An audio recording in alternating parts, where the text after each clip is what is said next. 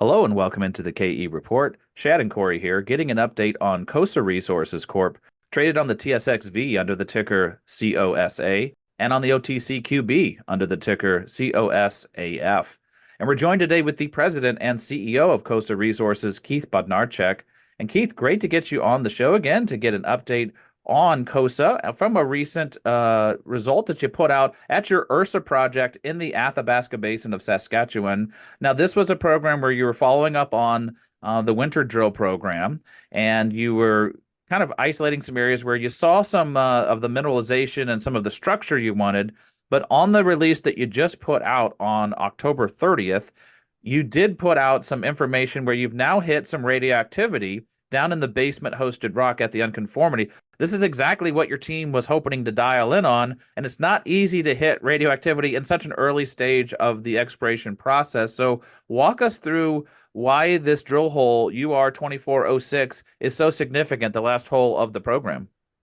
Yeah, first off, thanks. It's great feedback, Shad. And you're right. It's been a very exciting program for us. We're happy to get this news out that we did hit elevated radioactivity in our final hole of this drill program on our 100% owned Ursa project.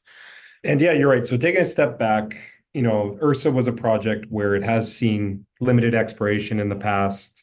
It's a big, large 65-kilometer trend. It saw some exploration in the 90s and early 2000s, but it really lacked that modern exploration. And so really when we started working it in the second half of 2023, we had to do a lot of geophysics, really kind of looking to sterilize part of the project and really hone in on certain areas where we could potentially make that significant discovery. So we rounded it down to 10 key areas. From there, we put it down to 5. Then ultimately, we put it down to 3 or 4. And that's where we started drilling in March of this year. As you mentioned, we did hit some interesting structure and alteration. But really, in that first program, we lacked significant radioactivity. And so when we headed back into the field this year, really following up on that great structure and alteration we hit. We did have that intention of hopefully being able to hit some radioactivity with this program. And then with our third and final hole of this program, we were following up those initial results. We managed to hit some elevated radioactivity in the basement rock of the unconformity. Context is important when we're talking about these results. We hit it with it's basically our sixth hole as a company and our sixth hole on that project. There's no other drill hole within 2 kilometers of that current hole we drilled. And, it not only does it have elevated radioactivity in the basement, it also has structure and alteration in the sandstone above, which is key for unconformity uranium deposits. And like I said, there's not a drill hole within 2 kilometers of the area. So, for how early on we are in this project, we're really only our sixth hole as a company on this project. For us to be hitting elevated radioactivity this early on is a huge win. And it looks to us that the optimal targets have not yet been tested in and around this drill hole. It's an area we got to get back to as soon as we can. And so, we are extremely excited to put out this news this morning. We will have assays pending, hopefully within the next month or so. We can update the market on the actual amount of uranium that was in these drill holes. But, this is a great result, like I said, and context is important here from how early on we are exploring this massive land package, and how to have this significant of a result already is a huge win, and we're extremely excited. So what drew you to this area was the work you did with the ANT survey, that ambient noise tomography.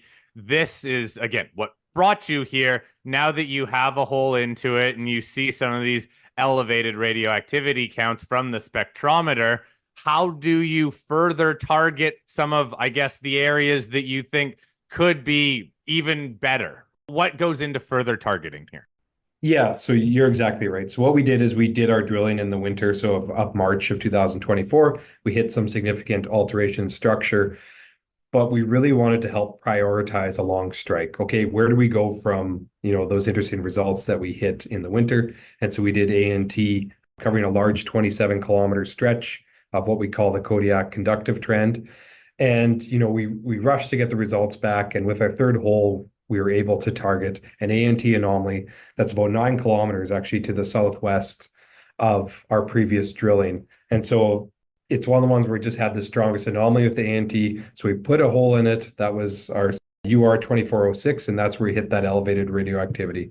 So we do have more ANT results that will be coming here. We'll be able to update the market on that. We'll wait for assays and our geochemistry to help guide us on where to go from 2406. But like I said, it does look like we missed the optimal target because we did hit the radioactivity deeper in the basement. And so we do have immediate follow-up targets that I think will be justified right in amongst that UR24-06. But it's truly wide open. Like I said, there's not a hole within basically a mile in each direction. And so this really excites us on, the possibilities of this area. And so, like I said, we just have to be patient. We are a junior uranium company. We've always taken that disciplined approach in that, we had a significant result here. Wait for the assay results, wait for the geochemistry results. We'll have our final ANT results to really help guide us for a follow-up program.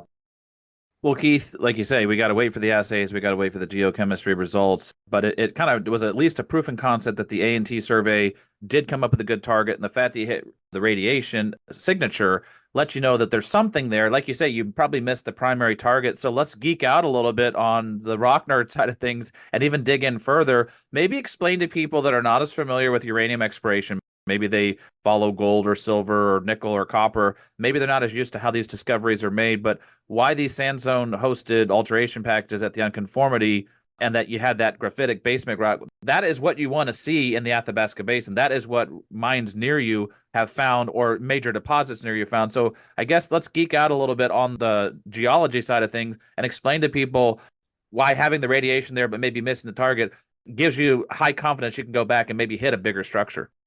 Yeah, absolutely. So in and around the largest uranium deposits in the world, like Cigar Lake, or other projects we've been a part of, Hurricane Deposit, Phoenix Deposit, Denison's Phoenix Deposit, you will have this large alteration zone in the overlying sandstone, which overlies the basement rock. The layer between the basement rock and the sandstone is called the unconformity, and that's where a lot of these major deposits, uranium deposits, develop.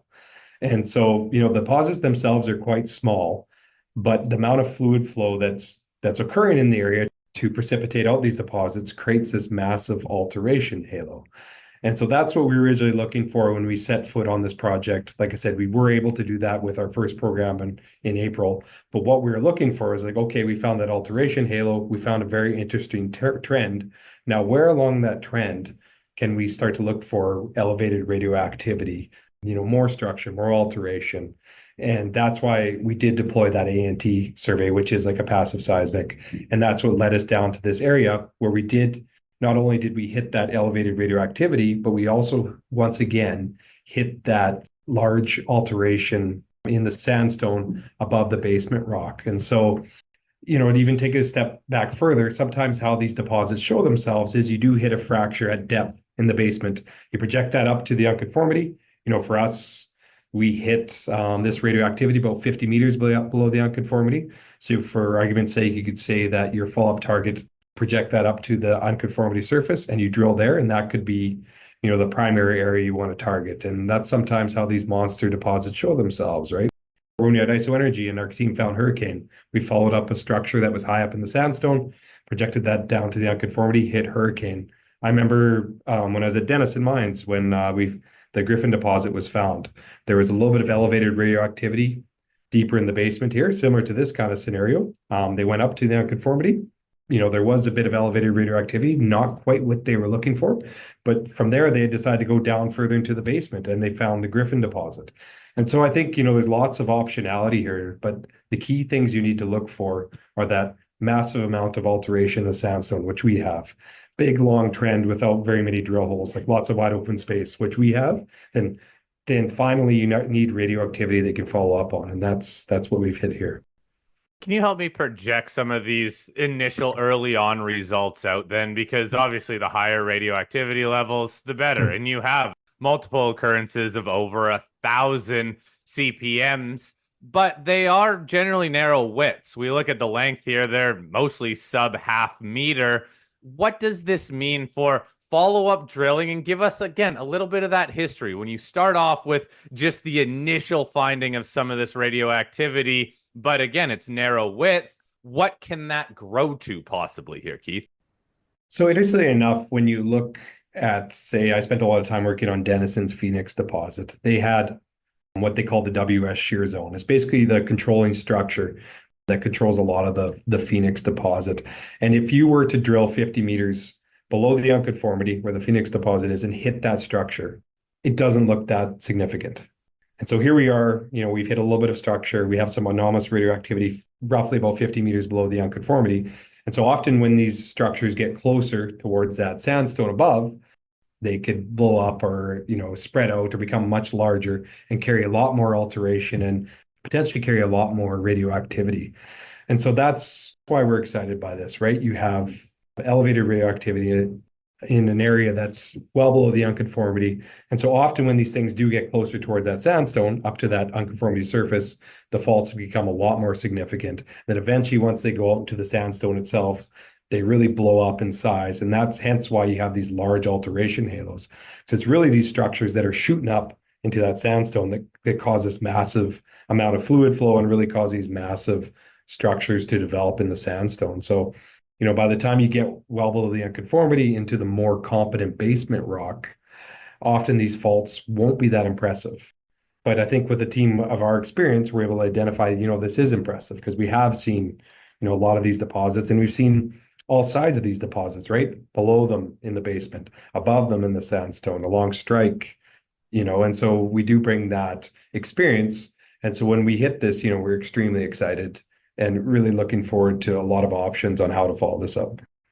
Well, speaking of follow-up, I'm sure this is going to be one of the main centers of interest here, but as you mentioned at the onset, Ursa's a giant land package. There's a lot of targets on here. Are there any other targets that you'll be excited to follow up on in the upcoming drilling? Just other targets we haven't discussed here, just on Ursa itself? Yeah, no, definitely the priority will be to follow up this radioactivity. That's exactly what we've been looking for since we set foot on something to follow up like this. But even where, our winter drilling was that we drilled in April this year, there's a lot of unfinished business in that area.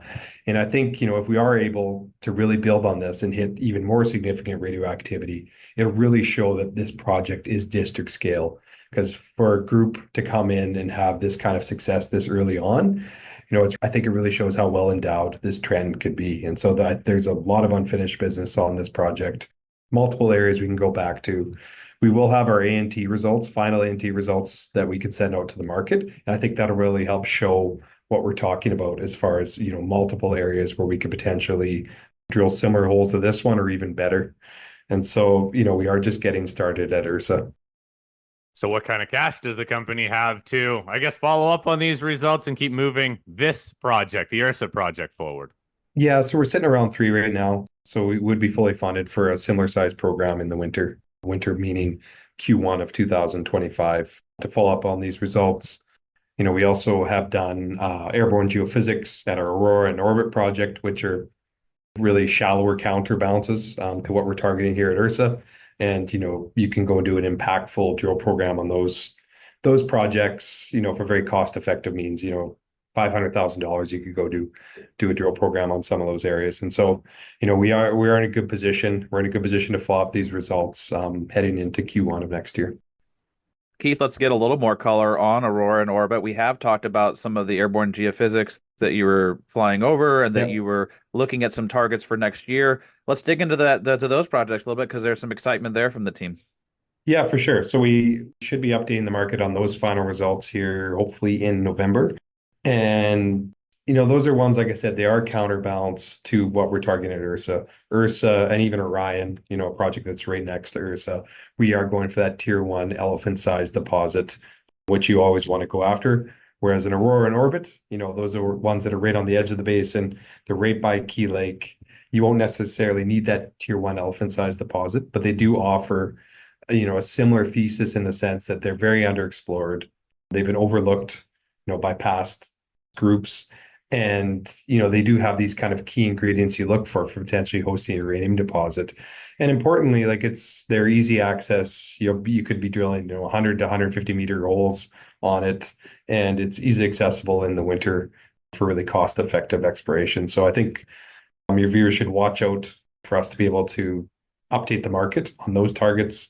We'd be comfortable to go in and target airborne geophysics on those projects because of how shallow the target areas are, we won't need to do ground or any more follow-up geophysics. These should be drill ready when we put out the results. So, Keith, what's the environment like now for a uranium junior? We all see how much interest has come into the nuclear sector. And look, a bigger company's still doing okay. But look, you are a junior uranium company. You have a number of these other projects.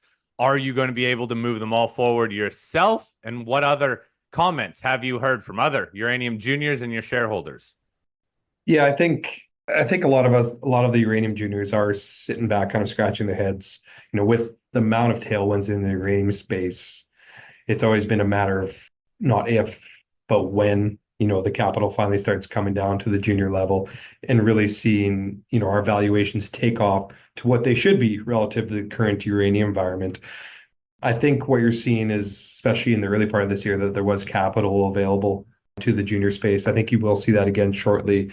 And I think, heading into early 2025, to me, it feels like that's the time where you're going to really see a lot of re-rating happening in the junior space. You look back at the previous uranium cycles, and it's really that last 24 months of those cycles where the juniors really outperformed the developers and the majors. And so I think you're going to see that happening here again. And, there's going to be a lot more sustaining power to this uranium bull market. So I think it's a matter of time before the juniors finally start taking off. As far as our projects, we've always been a group that has really looked to upgrade our pipeline of targets. That's why, Ursa, it's looking fantastic, and it is our priority, and we will be spending a lot of time on it. But we always make sure that we do have that pipeline of targets ready to go. And if there are projects that we're not going to get to, we'll look for an opportunity to move on from those projects, whether it's through a JV or an outright sale. I don't want our team just wasting time trying to keep good projects in good standing. It's not necessarily about the amount of hectares we have, it's the quality of those hectares. And we're always looking to upgrade those pipeline of opportunities. I think it is important to remember that it wasn't our first project at ISO where we had that success, right? It was, I think, is ultimately like the fifth or sixth or even seventh project where we did find the hurricane deposit. So that's why we always make sure we have those pipeline of drill ready targets. Ursa itself, you could almost call it like 3 or 4 projects based on the size of it. So there's a lot of runway at Ursa itself. But if we aren't going to be able to work these projects, we will look for an opportunity to move off of them. And I think heading into 2025, you're going to see a lot of more entrants into the space. It's just a matter of time, I think, until you start to see the junior equities in uranium really start taking off.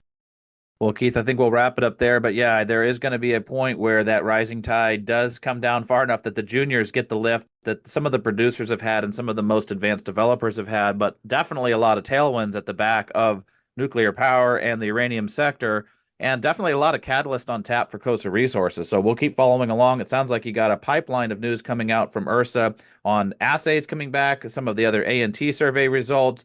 You've got some of the geophysics that's going to come back from Aurora and Orbit. You still have Orion right next to Ursa. Lots going on Ursa itself. So we'll keep following along with all the news here at the KE Report. And if people listening in want to follow along with the news, definitely click on the link below this interview. Takes you right over to the Cosa Resources website, straight to their news section, so you can follow along as more news is released to the market.